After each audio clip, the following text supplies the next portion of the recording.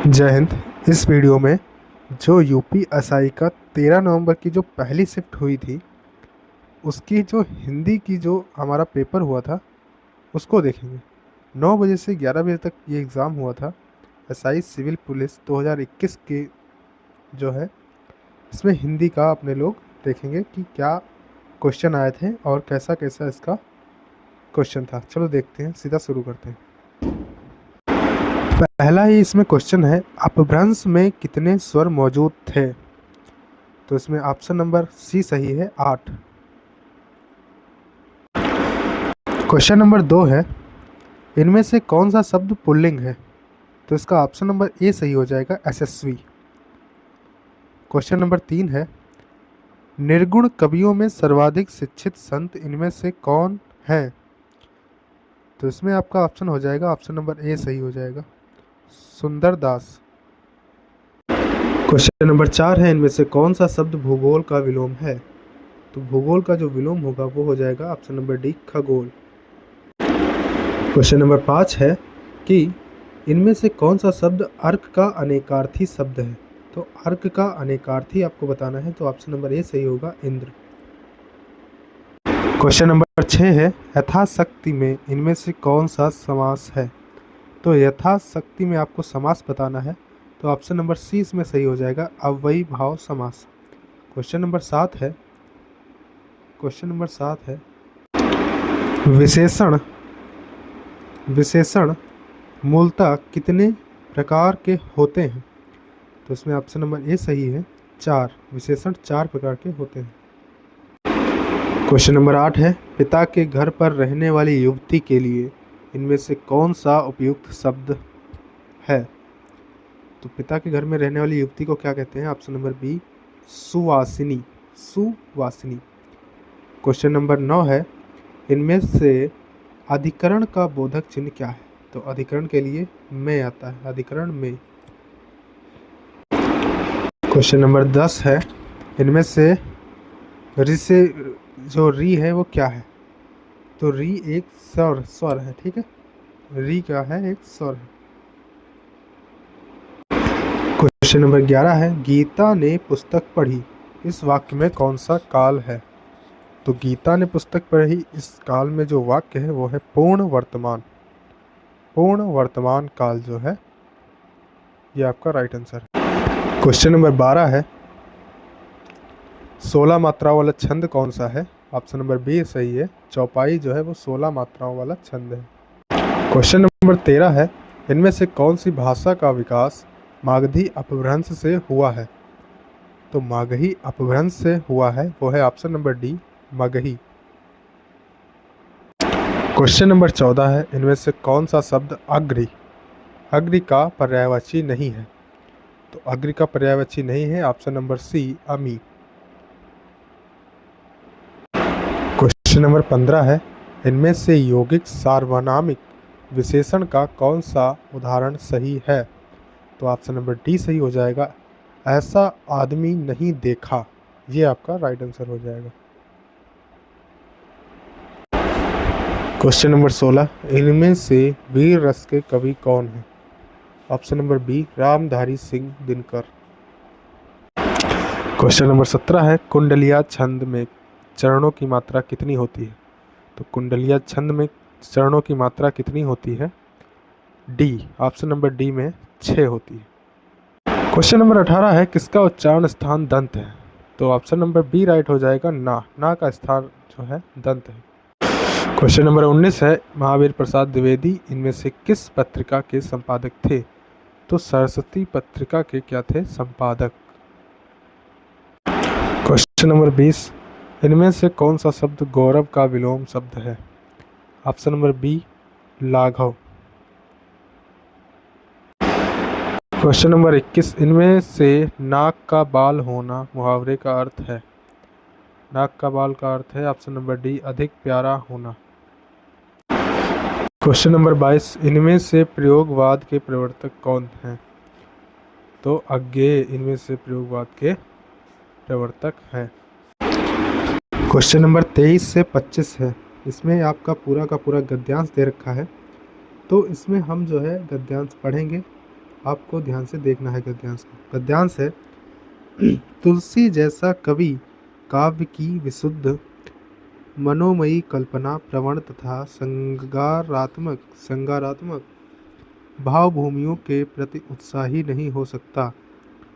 उनका संत हृदय परम कारुणिक राम के प्रति ही उन्मुख हो सकता है, जो जीवन के धर्म में सौंदर्य, मर्यादापूर्ण शील और आत्मिक शौर्य के प्रतीक है। विजय रथ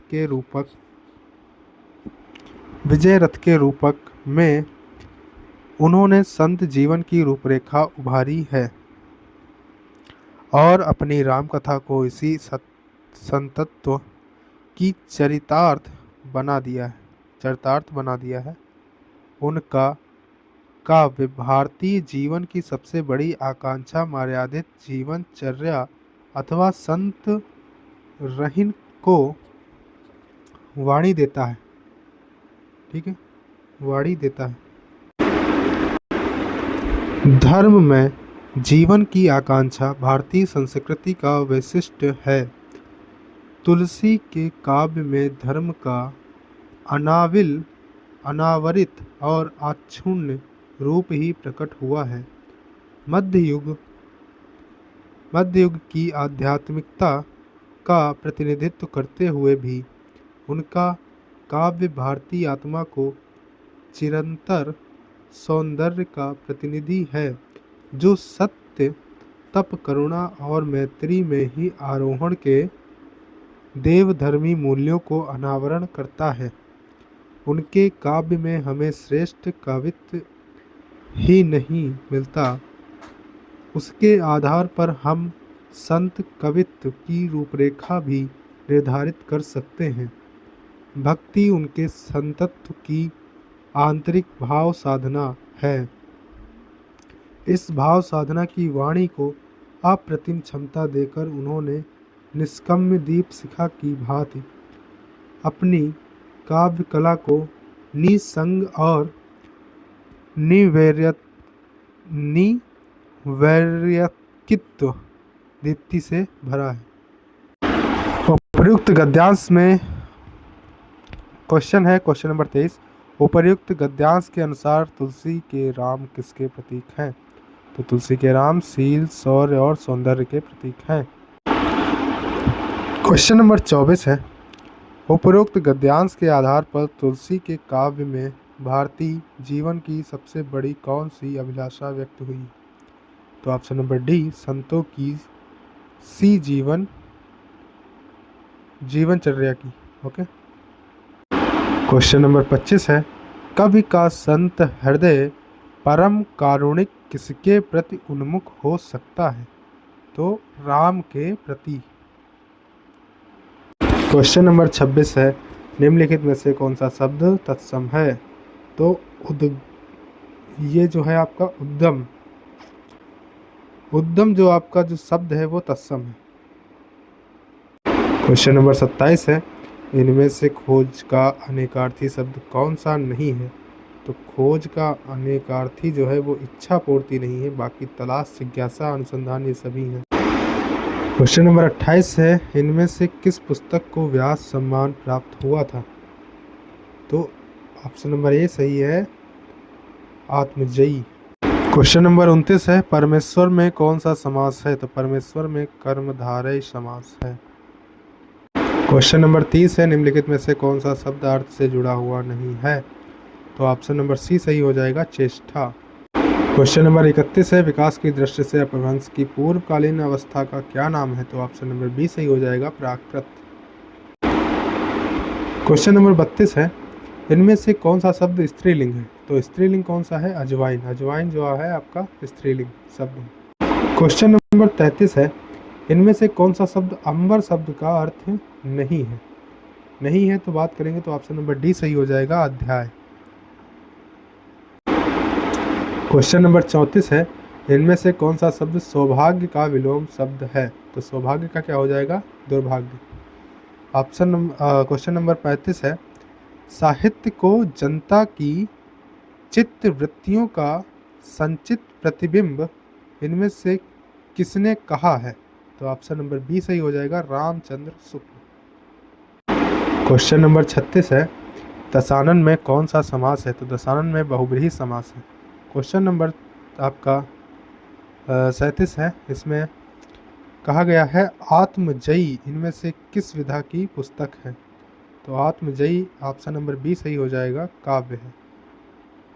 अगला क्वेश्चन है, हर्ष, घृणा, दुख, पीड़ा इत्यादि मनोभाव को व्यक्त करने वाले शब्दों को क्या कहा जाता है?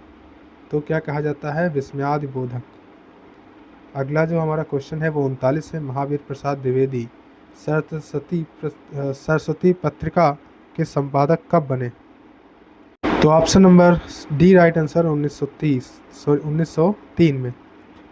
क्वेश्चन नंबर 40 है, प्रत्यय मूलतः कितने प्रकार के होते हैं? तो प्रत्यय मूलतः 2 प्रकार के होते हैं। ये थे हमारे क्वेश्चन 40 क्वेश्चन जो कि आए हुए 2021 में पूछे गए क्वेश्चन थे। तो ये थी 13